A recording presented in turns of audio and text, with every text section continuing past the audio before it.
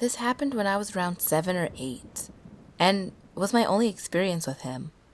Okay, what happened was I fell asleep in the living room early on a cloudy evening, only to be woken up during a thunderstorm. I enjoy watching storms, so when laying down on the couch looking across the room to see how the lightning was playing, was the shadow I see, a spot in the room stay dark, even when the lightning flashes. I thought that it was my younger brother in a blanket. I was getting up to comfort him when the being told me, "Don't come near me," in a somewhat startled, scared tone that sort of sounds commanding. I'm a little girl in a pink-frilled nightgown at this point. Most people scream for their parents, but here's the thing, my parents are in the next room. Being the light sleepers that they are, I knew I could wake them if I needed to. However, just the way this being said "don't come near me," I felt like it was a moment to respect my elder. So I stayed on the couch and just looked at him, and somehow we started talking. There are only 2 things I remember from that conversation.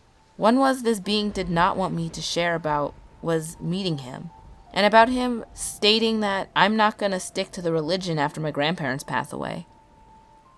At this time, I would always go to church each Sunday with my grandparents, so this made me upset. I'm unsure if I said leave or not, but he started to get up and head out to the porch door, which is next to my parents' room. The door opened. I head out of the room to the roof-covered porch, watching him walk down the road in front of the house, which is about 4 yards. On the road, there's a rusted red pickup truck that has a tarp that covered the back. As he drives off, the tarp blows off enough for me to see under it, and there were human heads that vary from skulls to rotten heads, only to wake up on the couch with a storm going on and the porch door wide open. I looked and screamed for my mom and dad. I'm sorry if I didn't describe it well, but I'm 22 now, and this happened when I was around 7-ish. This was one of the most vivid dreams I've ever had.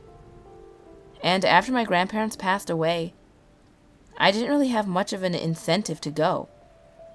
Here's the thing about this dream, I never watched horror movies as a kid, and the closest thing I've seen to dead people were actors on crime shows. As for the door that opened, there was a chain lock on it, always. I have worked at the same place for close to 20 years. I have seen and heard many strange things over time. I want to write a short description of some of them.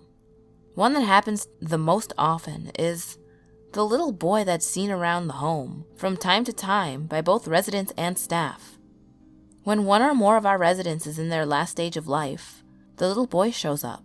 He's seen by many of the residents, and they talk about him. They will say, "He's right there, he's talking to me," or "He's showing me something." Staff have also seen him.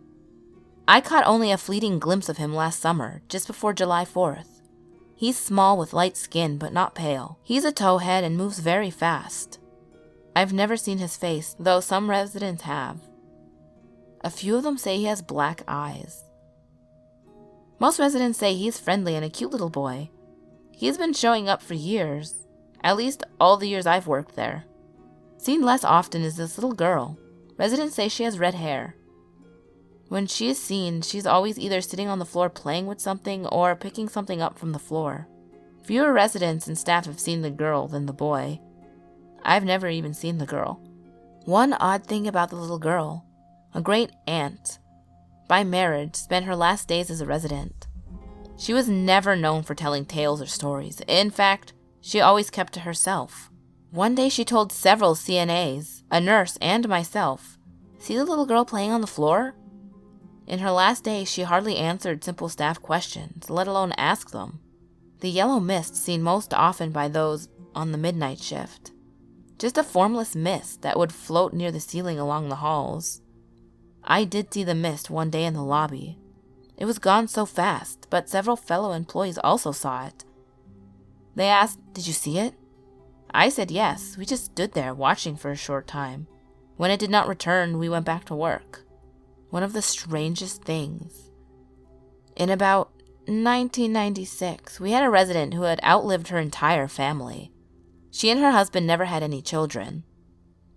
Bess was 105 years old when she passed. Now, Miss Bess was a die-hard Republican. and had been involved with the party her whole life. On the night of Miss Bess leaving this world, I worked an extra 4 hours. I was sitting in our break room, and our break room has glass so you can see out into the back hall.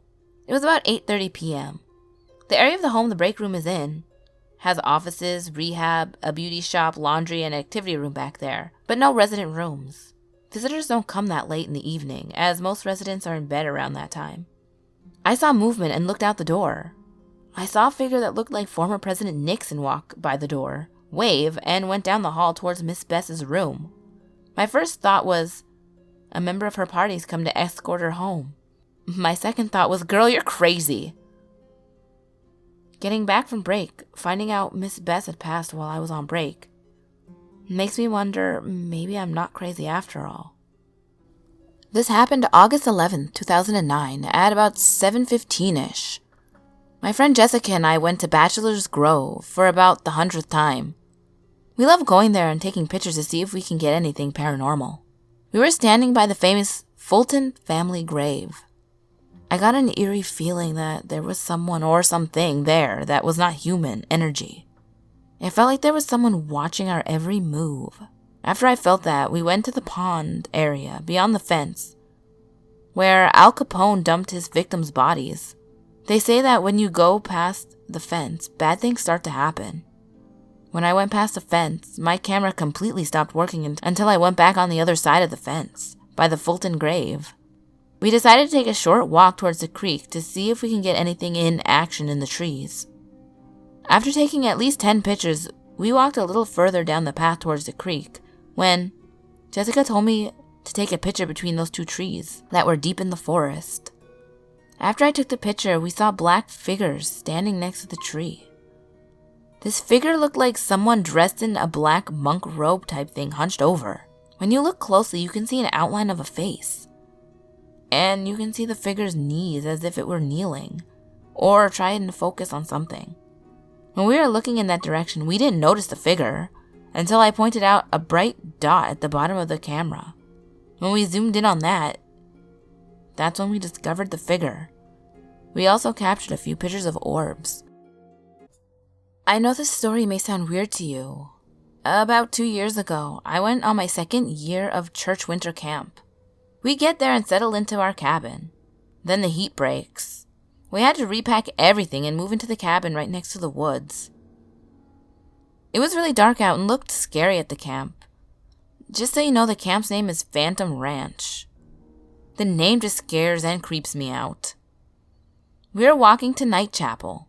My friend sees footprints leading right into the woods, but she didn't say anything.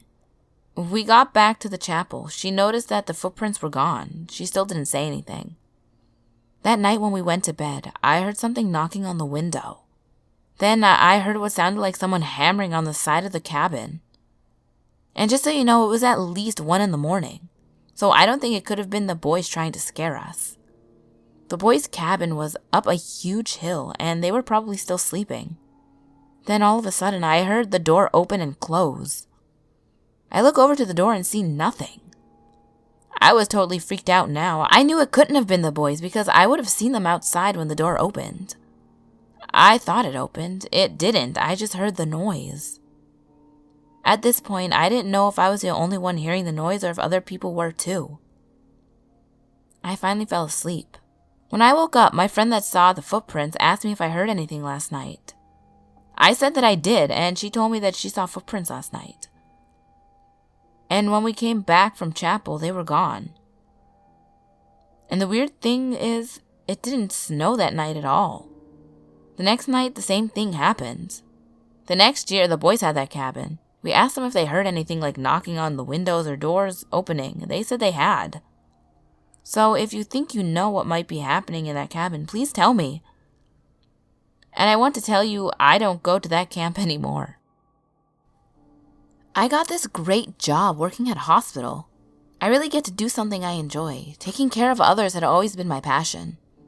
I work on one of the hardest floors, the cancer floor. We always have the same patients, and not a whole lot of them make it. Just makes my job hard in a lot of ways. Anyway, I have seen my share of death since I started here. I work night shift. Well, at night, it can be a little creepy when you have to go to the morgue. One night, myself and a coworker were taking someone down to the morgue. Now, let me explain. Our morgue is a little freezer box that is in the basement and smells horrible. Plus, it has a ramp to get into it. So she and I wheel the body down there and we push it up the ramp. And then we argue over who's going to push the body into the freezer. Of course I lose, so I swing the freezer door open and push the body in and slam the door shut. We start to fill out our paperwork when we both look up at each other. She says to me, "Did you hear that?" I said, "I think so." We both turn and look at the door. We both got cold chills and the hair on our arms were standing straight up. It sounded like someone was crying out for help. We froze, turned, looked at each other, and ran out. Halfway down the hall, she asked if I really did hear what she did. "Yeah, I did," I told her. So I was telling one of our friends, who is a nurse on our floor, also, the story. She tells me that she had had similar things happen to her in the morgue also. To this day, I will not go in alone, and try to get out of going at all. We also have a tradition on our floor that when someone passes away, we open the window so the soul of that person is not trapped in the hospital to roam. I am not making this up, it truly happened. If you don't believe me, I don't care. I know, and so does everyone else who works there. I'd like to thank Sarah, who sent in the first story. She actually emailed it to me a long while ago, and I told her I'd put it either in my Illinois video or like a subscriber stories video, whichever came first, and Illinois came first because I am lacking hardcore. If you have any stories, please send them in to me. I do want to do a subscriber special for when I hit 3,000, whenever that will be. I will do a subscriber special. And if you would like, I will do every single one I get. So if you send me like 20 stories, if I get like 20 stories from you guys, I will make that video 20 stories long. I'm going to kick myself in the butt because if I get that many, I'm going to have like a 2-hour video and it's going to take like 50 years of editing. But I'll do it for you ghouls. I will. But yeah, as always, my last video will be on the top left. My next video will be on the bottom left. All my social medias are on the screen as well as in the description box below. The secret word will be sugar cookies because I am shamefully gorging myself on sugar cookies at this point in time. But remember, there's always someone or something watching you.